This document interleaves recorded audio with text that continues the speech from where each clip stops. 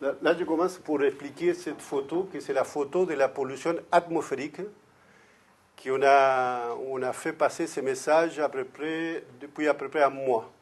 On a eu plus de 130 articles de presse nationaux, ça veut dire que ça a vraiment fait une répercussion incroyable. On a publié celle de Marseille, on a publié celle de Paris et celle de Lyon. Donc on a vu qu'il y avait des choses similaires. Donc aujourd'hui, le problème de transport, ce n'est pas un problème qui est de mobilité, c'est un problème de santé publique. Ça, c'est la première remarque que je voulais faire. Et là, je commence tout de suite par notre diaporama que j'avais préparé pour Paris. Et des voitures, on a partout. C'est vrai qu'on ne peut pas dire qu'on peut vivre avec les voitures et sans les voitures. Donc il faut, à un moment venu, décider. Pour moi, les choses sont claires au niveau de la pollution de l'air. Il faut essayer de réduire le maximum les pots d'échappement. Chaque fois qu'il y a un pot d'échappement, évidemment, il faut réduire, il faut changer. Il faut trouver, si on doit mettre des pots d'échappement, ça veut dire que des voitures avec des pots d'échappement, qui soient les moins polluants possibles. Donc, ça, c'est la première chose. On a vu à Paris, par exemple, qu'il y avait aujourd'hui une quantité de morts incroyable liée à la pollution de l'air des particules fines. Qu'est-ce que c'est les particules fines? Ce sont les particules émises pour les voitures diesel. Donc, on a vu qu'il y a 4 millions de personnes qui sont soumises à des problèmes en région parisienne. À Marseille, ça fait 300 000 personnes à peu près qui sont touchées un peu pour la pollution. Donc, étant donné toutes ces circonstances, étant donné qu'aujourd'hui on voit d'une façon très claire, très visuelle, que la pollution c'est un problème, on le voit aussi quand il y a l'inversion thermique. C'est quoi l'inversion thermique? Ce n'est pas autre chose. À un moment venu, la température monte et descend. Donc, à un moment venu, si vous voulez, se produit l'inversion thermique, donc toute la pollution reste le plus bas possible. Il peut y avoir 300 mètres d'inversion thermique, ça veut dire que comme si vous avez un toit. C'est pour ça qu'à Paris, à un certain moment, vous voyez, indice médiocre, là, le 9 juin, il y a eu une inversion thermique à peu près de la hauteur de la Tour Eiffel. Donc, tout l'air restait là, il y a eu un grand problème lié à la voiture. Il faut comprendre aussi qu'on n'a pas tout l'air pour respirer. Ça veut dire qu'on a 1/1000. Ça, même l'épaisseur noire que vous avez là, c'est trop gros. Je l'ai fait comme ça pour que vous le voyez. Mais l'épaisseur qu'on a pour respirer, c'est 13 km. Et la Terre fait 13 000 km. Donc, on n'a pas tout l'air. Et depuis que je suis né, on est en train de le polluer. C'est comme un garage. On est en train de mettre de l'air. Et on ne sait pas ce qui va arriver. Malgré que l'espérance de vie est plus longue, mais personne ne peut dire que l'espérance de vie pour quelqu'un qui naît aujourd'hui. Donc, rapidement, on a vu aussi par un filtre. Ces filtres-là, ils sont passés 24 000 litres d'air. Imaginez-vous, dans notre poumon, il passe 15 000 litres d'air par jour. Donc imaginez-vous comment ils pourraient être vos poumons si on les mettait une photographie. Là, juste pour vous dire qu'aujourd'hui, des produits chimiques, on a 100 000 molécules chimiques en Europe. Ces 100 000 molécules chimiques, on connaît très peu. On est en train de les respirer petit à petit, et les pires sont celles qu'on ne voit pas. Ce sont la pollution invisible. Comme c'est invisible, ça fait un effet chronique. Et comme en France, on est plutôt dans l'effet immédiat, évidemment, on a un problème par rapport à l'effet chronique. Ça veut dire que si tu meurs, ce que je dis toujours comme ça, si on met de la crème dans cette main et ma main se transforme en chauve-souris, tous les télés ils vont venir filmer ma main. Mais si jamais je mets la crème pendant 30 ans et ma main se transforme en chauve-souris, je serai folle, tout ce que vous voulez, mais jamais la crème. Ça veut dire quoi? Ça veut dire que l'effet chronique en France, il est très négligé. Mais aujourd'hui, on arrive à un moment que quand même, ça devient important parce que même l'Institut national de veille sanitaire commence à dire que c'est très grave. Donc aujourd'hui, j'ai mis ces photos juste pour vous dire qu'un enfant qui naît aujourd'hui, il est beaucoup plus pollué que l'enfant qui naissait hier. Donc ce sont des signes qui doivent nous donner aujourd'hui des asthmatiques. Quand j'ai commencé dans les écoles, il y avait un asthmatique dans une école. Aujourd'hui, il y a 3 asthmatiques par classe. Donc, c'est des questions qu'il faut aussi se poser aujourd'hui. Quand on pense à la voiture, il y a 2 millions de voitures fabriquées par an. 75%, c'est des diesels. Un quart, c'est essence. Mais essence, c'est le pot catalytique. Le pot catalytique, ça fait une bonne chose parce qu'il fait ce qu'il doit faire, il fait l'action qu'il doit faire. Donc, il y a quelque chose qui empêche de jeter un certain nombre de polluants. Donc, l'essence, on peut dire qu'on a mis quelque chose qui sert à quelque chose, c'est le pot catalytique.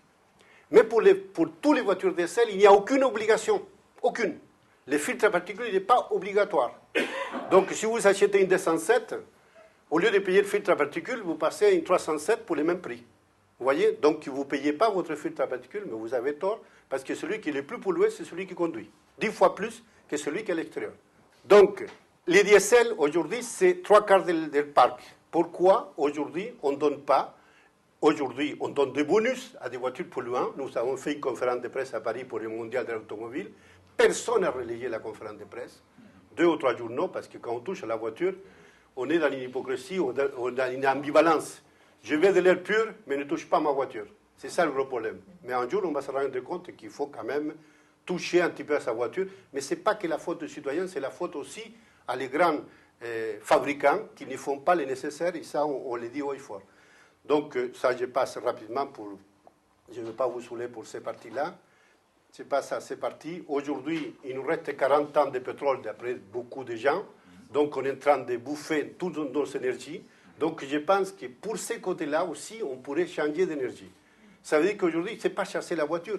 Sinon, donner l'exemple, que nos élus donnent l'exemple, par exemple, pour dire on va faire des voitures, on va acheter des voitures moins polluantes.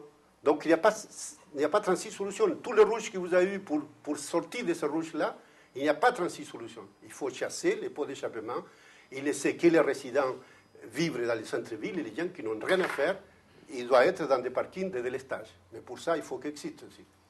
Donc, aujourd'hui, 3 millions de personnes meurent liées à la pollution de l'air. En France, 30 000 personnes qui meurent, 10 sont des chiffres de l'État, ce n'est pas mes chiffres à moi. À Marseille, 500 à 1000 personnes meurent par an liées à la pollution de l'air, sans problème. Donc, toutes les mesures qu'on a faites jusqu'à maintenant, circulation alternée, tout ça, sont des mesurettes qui ne servent à rien du tout, dit par l'État, pas pour nous. Là, vous avez un exemple, c'est le téléchargeable dans mon site. Hein. Donc, vous pouvez avoir tout ça. Il y a des solutions, il y a des villes qui votent des rapports dans lesquels on empêche d'arriver les voitures les plus polluantes. Par exemple, était en tête, un verre à Lyon a demandé, par exemple, que les 4x4, par exemple, ne puissent pas rentrer dans la ville sous certaines conditions. Par exemple, il y a des possibilités. Je ne dis pas qu'il faut être...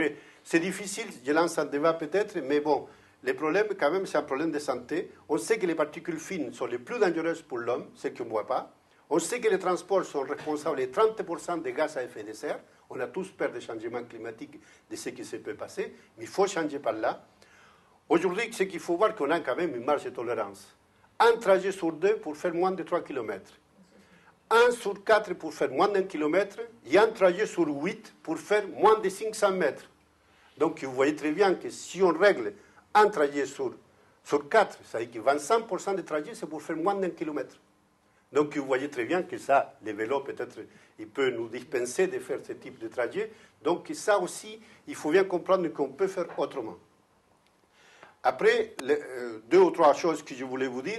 Tous les parcs automobiles aujourd'hui, il est soumis un petit peu, l'ancienne voiture, parce qu'on parle de nouvelles voitures, mais les anciennes voitures aussi, c'est quand même un problème.